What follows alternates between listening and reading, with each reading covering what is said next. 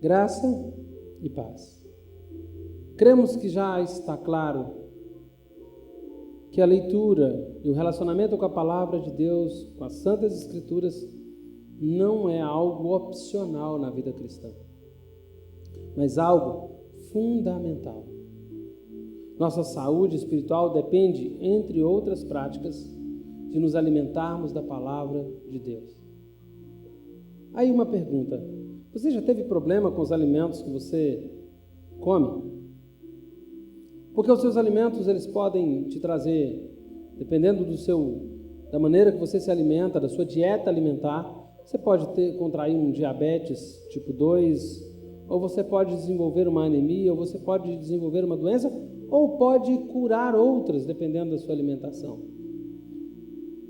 Isso significa que o modo como nós nos alimentamos pode variar, porque nós temos alimentos diferentes, e isso pode interferir diretamente se temos ou não uma vida saudável.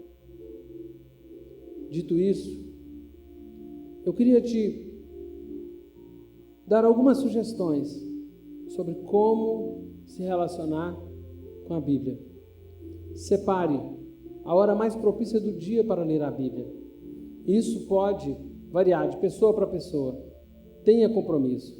Estabeleça o horário e o local e esteja lá para ler a Bíblia. Preocupe-se mais com a qualidade da leitura, como você está lendo, do que a quantidade que você está lendo. Mais importante do que ler a Bíblia inteira em um ano é lê-la com proveito o ano inteiro. Procure ler a Bíblia toda.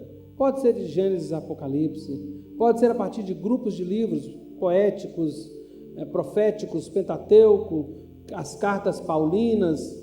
Marque os livros que já leu, as datas de início e as datas de final de cada leitura.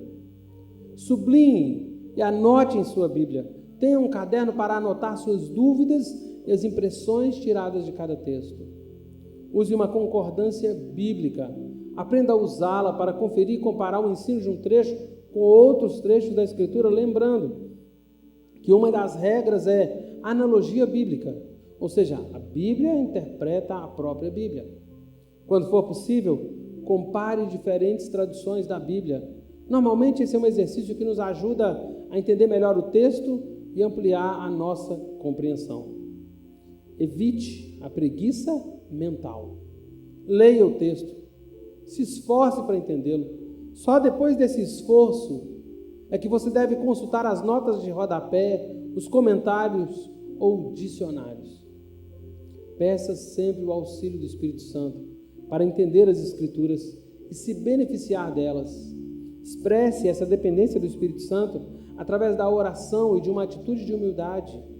Quando você for abrir a Bíblia, as Escrituras, abra submisso a ela como palavra de Deus. É o Espírito Santo que tira a venda dos nossos olhos para que vejamos as maravilhas descritas na palavra de Deus. Por fim, lembremos da importância do nosso apego à palavra de Deus.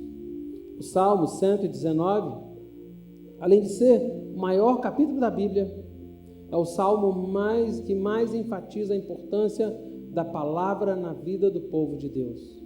O Salmo dos Salmos mostra que, para acabar com a fome, é alimento que faz crescer, é lenha para atear o fogo, é combustível para pôr em movimento os bons propósitos do coração. Leia a Escritura quando tiver vontade e quando não tiver vontade. Leia até ter vontade.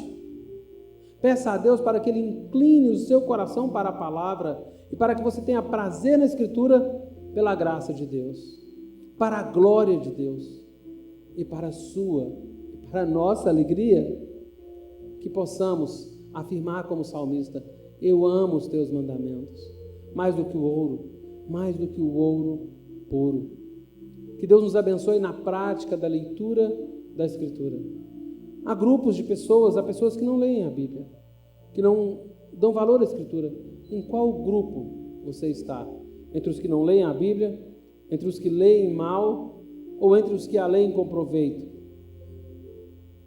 Transfira-se corajosamente para o grupo de pessoas que leem a Bíblia, que estudam a Escritura. Ore sobre isso, tenha atitude sobre isso. Ah, mas eu não sei como ler. Há pessoas que classificam sua leitura como acadêmica, apologética, homilética, supersticiosa, devocional. Bom, tirando a supersticiosa, todas as demais formas de leitura bíblica são válidas, embora nenhuma delas substitua a vida devocional em relação à Escritura. Será que o prazer de ler a Bíblia pode aumentar? Será que podemos chegar ao ponto de dizermos, como o salmista, amo os teus mandamentos, mais do que o ouro refinado? Pois a leitura qualitativa é melhor que a leitura quantitativa, não é? Mas não usemos isso como desculpa para evitar os textos mais desafiantes e deixar de ler a Bíblia toda. A qualidade é melhor que a quantidade. A qualidade é melhor que a quantidade, mas não é contrária a ela. Ame a sua Bíblia.